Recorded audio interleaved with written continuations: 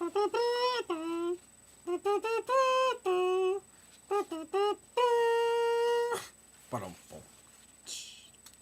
evening, ladies and gentlemen. My name is Johnston, and I have with me here today a good friend, the Knight, and he would like to tell you all a story. Isn't that right? Yes. Very good. Very good. I'll just be out of your way. Once upon a time, there was a king by the name of Theseus, and there were many women in the land of Thebes being held captive. Theseus thought it was his duty to go and save the women from the land of Thebes. And so, they embarked from the starting point, over there. Come, yes, embark. And they embarked. And then when they got to the land of Thebes, they set it ablaze. Fire! And after the great fire of Thebes, the angry mob left 2 men alive that they found in the rubble, and they carried them back all the way to the kingdom of Theseus.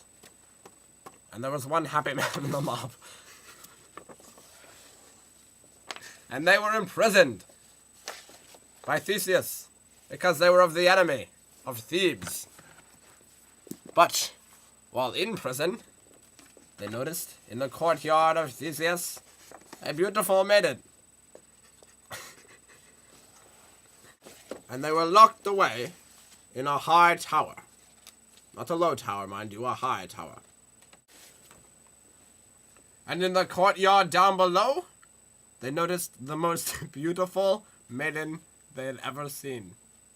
Emily. And she was beautiful. And they both fell in love with her immediately. She stole their hearts at a first glance. And yet, she had no idea who they were. For many years they rotted in that tower. Every so often, the beautiful maiden would cross their path, smell some roses, smell some more roses that don't exist. And she would stroll through her lovely garden, and they would see her. She would never see him or the other one. There were 2 of them.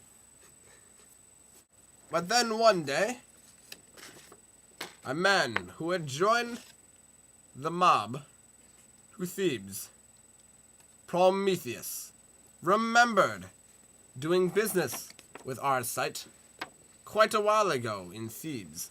And he came along and he said to Theseus, "You ought to pardon this guy." And Theseus was like, "Yeah." And so, thus, pardoned and detaped from his prison, Arcite went free unto the land. And he went back to Thebes. And then, because he's in love with Emily so much, he returns to Theseus' kingdom to be closer to Emily, the woman that he loves. But, since he was banished, never to return again, he returned again anyway, but under a different name. And Emily doesn't know who he is. Not that she knew who he was in the first place. So, he withers under her servitude. But he slowly works his way up, and he gets closer to her. Not emotionally, just physically closer to her. But then, as he's working his way up the servitude ladder, boom! Yosh! Escaping! This guy! He escapes! And then, he hides in a bush.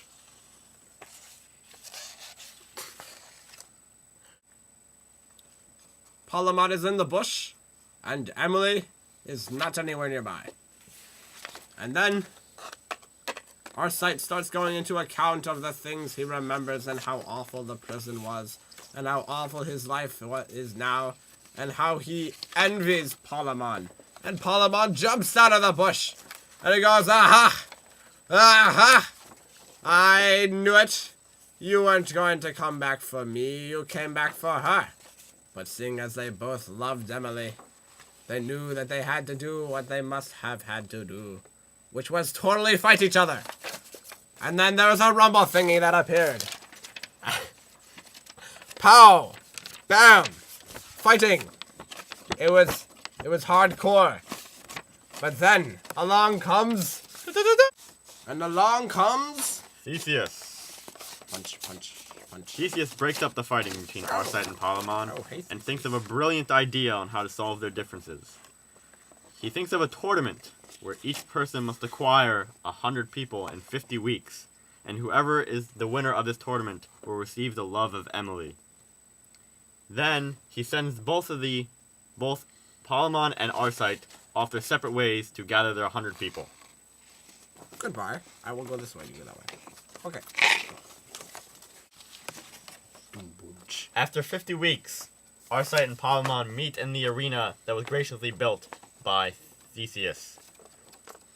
There they make camp.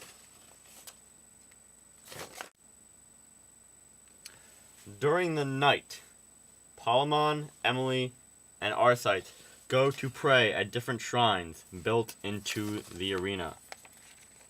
Palamon first goes to Venus and prays that he will be victorious in battle.